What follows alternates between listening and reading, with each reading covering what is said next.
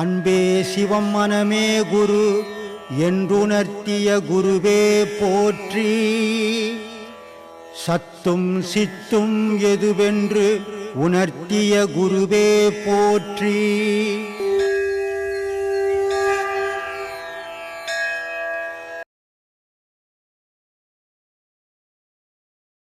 அறம் இல்லறம் துறவரம். இல்லறத்திலேயே இருந்துக்கின்னு தர்மம் பண்ணுறது அறம்.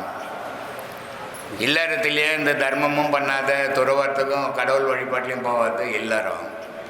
இல்லறத்தை விட்டுட்டு வேணா கடவுள் போகணுன்றது துறவரம். உனக்கு எந்த வாரம் வேணுமோ அதை எடுத்துக்கோ. சொல்லு. இந்த பொய் உண்மைன்னு பார்க்குறது எல்லாமே பொய்ன்னு சொல்லும் போது அது பொய் எதுங்கிறது உங்கள் அம்மா இருக்கிறாங்களா? இப்போ இல்லை இருந்தாங்க, இப்போ இல்லை. எல்லாருக்கும் அம்மா இருந்திருப்பாங்க. இப்போ இருக்கிறாங்களான்னு கேட்டேன். இல்லைங்க ஐயா. அப்போ எங்கே போனாங்க? அவங்க உடலை விட்டு பொய்யாயிட்டாங்க. பொய் ஆயிடுச்சு. அப்போ நிஜம் இல்லை. நம்ம எல்லாரும் தோற்றமும் பொய் தான், நிஜம் இல்லை. தோற்றமற்ற பொருளெல்லாம் நிஜம், ஆனால் அதை நம்மளால் பார்க்க முடியல. நமக்குள்ளே ஒரு உயிர் இருக்குது, அதை நம்ம பார்க்க முடியல, அது அழியா பொருள். ஆனால் தோற்றமில்ல இந்த உருவம் தான் நிஜம்னு நினச்சி நாலஞ்சுன்னு இது பொய் பொருள். அதனால் நிஜம் பொய் ரெண்டும் உலகம் சேர்ந்து இரவு பகல்கிற மாதிரி இன்ப துன்பங்கிற மாதிரி பொய்யும் மெய்யும் கலந்தது தான் உலகம். அப்போ உண்மையை உணர்ந்தவங்க இந்த உடலை உடல் சுகத்தை அவங்க அனுபவிக்க வேண்டிய அவசியம் இல்லாமல் வாழ்ந்து சித்தர்கள்லாம் உண்மையை உணர்ந்ததுனால இந்த உடல் சித்தரை பற்றி நம்ம பேசுறதுக்கு நமக்கு தகுதி கிடையாது. முதல்ல சரி சித்தரன்ட்டு பேசுகிற தகுதி ஒரு தூசு கூட நமக்கு தகுதி கிடையாது. ஏன்னா அவன் ஊடு வாசல் சொத்து பொண்டாட்டி புள்ள அப்படி வாழலை. அவன் உலகத்தை விட்டு கடந்து வாழ்ந்தான். நம்மளால் வாழ முடியுமா? அதனால் அவங்கள பற்றிலாம் பேசக்கூடாது, நம்ம வாழ்க்கையை பற்றி பேசுவோம். சித்தர்களை பற்றி பேசுகிற தகுதி நமக்கு இல்லை. நம்ம அது மாதிரி வாழவும் முடியாது. நம்ம எப்படி வாழணும் அதை பேசு. சித்தரை பற்றி பேசுகிற தகுதி உனக்கு கல்யாணம் காட்சி பண்ணிக்காமல் பிள்ளைக்குட்டி பெற்றுக்காம பொண்டாட்டி பிள்ளைக்குட்டி கொண்டுட்டு வந்துடு. சித்தரை பற்றி பேசு முடியுமா? உன்னால் முடியாது. அப்புறம் ஏன் பேசுகிற அதை பற்றி? இல்லை, அவங்க அவங்க காட்டிய வழி நம்ம போக முடியாதுப்பா. உன்னால் போகிறதுக்கு இல்லைங்க ஐயா. அது நம்ம வரக்கூடிய இன்னல்லேருந்து அந்த உபதேசத்தை கேட்டு நம்ம அதை போக முடியாது. ஏன்னா எல்லா உபதேசமும் எல்லா நன்மையும் எல்லா தீமையும் சொல்கிறேன். இவன் போய் வீட்டில் நேற்று என்ன செய்தான் நான் தான் செய்கிறான். அப்புறம் அவன் எப்படி அதுலேருந்து வெளிப்பட முடியும்? இப்போ நான் சொல்கிறேன், உனக்கு துன்பம் வேணாம், நீ பட்ட கஷ்டம்லாம் போதும், வீட்டுக்கு போவாது. பொண்டாட்டி வேணா புள்ள வேணான்னு விட்டுட்டு நீ இப்படி எங்கன்னா போயிடு. நாளிலேருந்து உனக்கு கஷ்டம் இல்லை. முடியுமா உன்னால்? செய்ததே தானே திருப்பி திருப்பி திருப்பி திருப்பி திருப்பி செய்துங்கிற. அப்புறம் எப்படி போவோம்? துன்பம் போகவே வாய்ப்பே கிடையாது. சும்மா கற்பனையில் தான் நினச்சிக்கலாம். பார்க்கக்கூடிய இப்போ இது விஷயத்துக்கு மனசு அவ்வளோ நம்புது. பார்க்காத விஷயங்கிறது இந்த உணர்கிற விஷயத்துக்கு போகவே மாட்டேங்குது. போகாது. தோற்றம் தானே அடையாளம் அதுக்கு. அதனால் அந்த தோற்றத்தில் தான் அது வாழும். தோற்றம் மற்ற பொருள்கிட்ட போகாது, போகவும் தெரியாது, சொன்னாலும் போகாது. ஏன்னா ஆசைத்தை மறைச்சிடும், பாசம் மறைச்சிடும், காமம் மறைச்சிடும். இந்த 3 ஆசை பாசம் காமம், இது 3 இருக்கிற வரைக்கும் கடவுளுக்கும் மனுஷனுக்கும் சம்பந்தம் கிடையாது. சொல்லு. அப்போ கடவுள் தன்மை அடைஞ்சவங்க திருப்பி அந்த உருவத்தில் தான் நமக்கு எல்லாமே வழிகாட்டுறாங்க. ஒரு வழியும் யாரும் வந்ததா தெரியல எனக்கு. யாருன்னா வந்திருந்தா சொல்லு, நான் தெரிஞ்சுக்கிறேன்.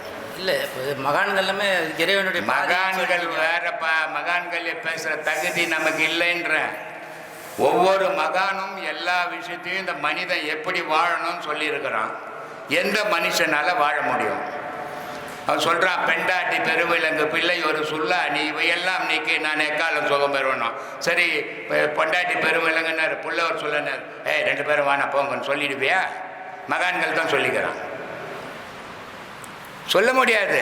ஏன்னா செலந்தி வலை இருக்குது தெரியுமா? செலந்தி வலை, செலந்தி பூச்சிக்குது இல்லை, அதனுடைய வலையை யாரும் கட்ட முடியாது, அதுவே தான் கட்டும். ஆனால் அதிலே சிக்கிக்கும் செத்து போகும். மனுஷன் என்ன பண்ணுறான்? இந்த குடும்பன்ற ஒரு வலையை பின்னிட்டு அதுலேயே மாட்டின்னு செத்து போயிடுவான். அதனால் அதுலேருந்து வெளியே வர முடியாது அவனால். அப்போ நினப்பில் மட்டுமே இருக்க முடியும். நினைப்பில் வாழலாம். நான் கடவுள் கூட இருக்கிறேன், என் குடும்பத்தில் சந்தோஷமாக இருக்கிறேன், உதப்பட்டுன்னு கூட வெளியே வந்து சொல்ல முடியாது இல்லை. ஏன்னா மீசெல்லாம் வச்சுக்கிறேன். அதனால் சந்தோஷமாக இருக்கிறேன். என் பிள்ளைங்கள்லாம் தங்கமான பிள்ளைங்க, வீட்டில் பூந்து ஒதிப்பாங்க. ஆனால் வெளியே வந்து சொல்ல முடியாது, நான் வெக்கமாக இருக்குமே. அதனால் சொல்லுவேன், தங்கமான பிள்ளைங்கப்பா, என் பேச்சே தட்டாதுன்னு சொல்லிக்கிறதுக்கு நல்லா இருக்கும். கற்பனைக்கு நல்லா இருக்கும், நிஜத்துக்கு வராது. இப்போ நிஜத்துக்கு போகிறது வாய்ப்பே கிடையாது சாமி. கட்டையோட கையில் சொன்னேன். நான் உண்மையை சொல்கிறேன், நீ எடுத்துக்கலன்னா போ. தப்பிக்கவே முடியாது இனி. அப்போ நம்ம பொறுத்த வரைக்கும் இந்த காற்று நம்ம உள்ளே அடக்கிற வரைக்கும் நம்ம கொஞ்சம் துன்பத்துலேருந்து விலகி நிற்க முடியும், வேறு வழி கிடையாது. துன்பத்திலேருந்து நீ விலகி நின்னா கூட நீ பெற்றது உன்னை விலக விடாத, வல்சின் பையில் வச்சுக்கோ. ஆஹா, சூடு வைப்பாங்க. சூடு வைக்க போகிறேன்னா குழந்தை ஓடும்.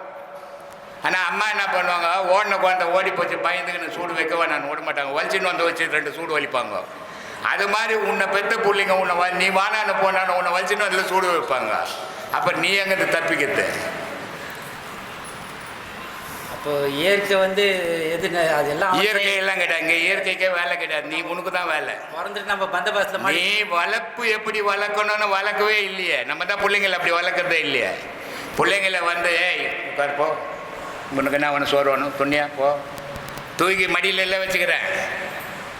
அப்போ வெனியை நானே எல்லாம் வளர்த்துக்கின்னுக்கிறேன். அதுக்கு என்ன செய்யணும், நான் எத்தனை வீடியோவில் சொல்கிறேன், அதை கடமையை செய்யுங்க, விழுந்துடாதீங்க பாசத்தில்.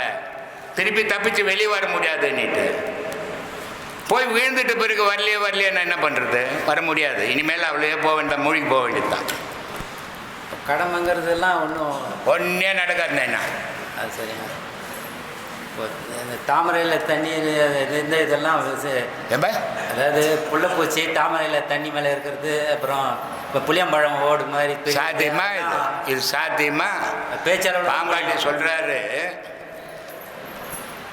பூ வருது, பூவிலேருந்து பிஞ்சு வருது, பிஞ்சிலேருந்து காய் வருது, காயிலேருந்து செம்பழமாகுது, செம்பழத்துலேருந்து பழமாகுது.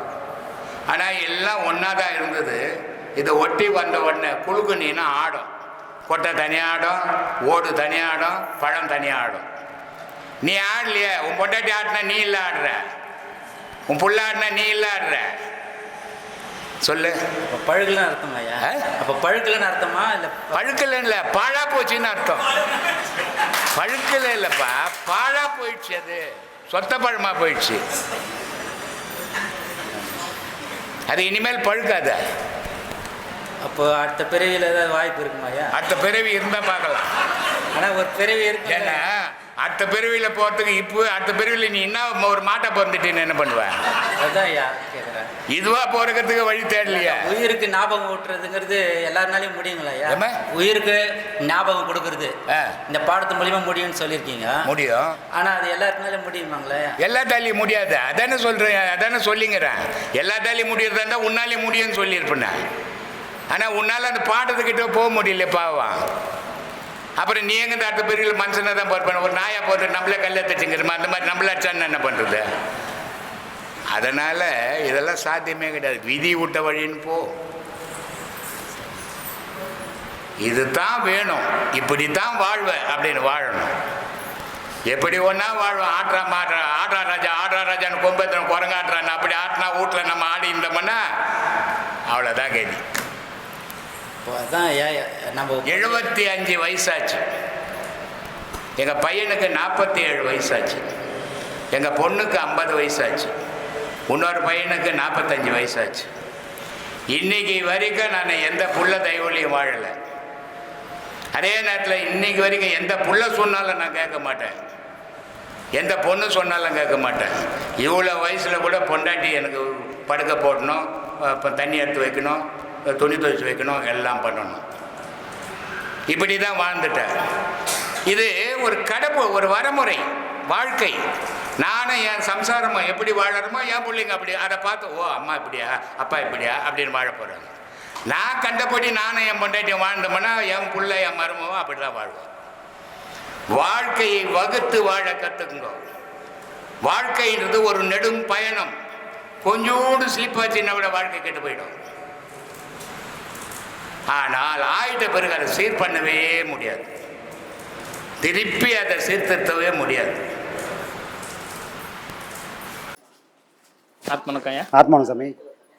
எனக்கு ஒரு உங்க அனுபவம். பேர் என்ன சாமி? என் பேர் கோவிந்தராஜ் சாமி. எங்கேருந்து வரீங்க? அனகாபுத்தூர். அனகாபுத்தூர்லேருந்து வரேன் கோவிந்தராஜ். எனக்கு ஒரு அனுபவத்தை சொன்னேன் சாமி. நீங்கள் ஒரு வீடியோவில் சொல்லியிருந்தீங்க, குபேந்திரனே சிவன் தான் குபேந்திரனை உருவாக்குனாரு, அவர் சிவனால தான் அவர் குபேந்திரன் ஆக்குனாருன்னு ஒரு விஷயம் நீங்கள் வீடியோவில் சொன்னிருந்தீங்க. அந்த விஷயம் எனக்கு சிவபெருமாள் தான் குபேந்திரனை உருவாக்குனதுன்னு எங்களுக்கு தெரியாது. குபேந்திரன் தான் தெரியும் நம்மளுக்கு. இதுவரையும் நாங்கள் கேள்விப்பட்டதில்லை. ஆனால் நீங்கள் சொன்னதில் நாங்கள் உணர்ந்தோம். ஓ, அப்போ குபேந்திரனோட பெரியவர் நம்ம சிவபெருமாள் தான்ன்றது நீங்கள் அழகாக உணர்த்துறீங்க. இந்த ஒரு விஷயத்தை நான் என்னோட வாழ்க்கையில் உணர்ந்தேன்.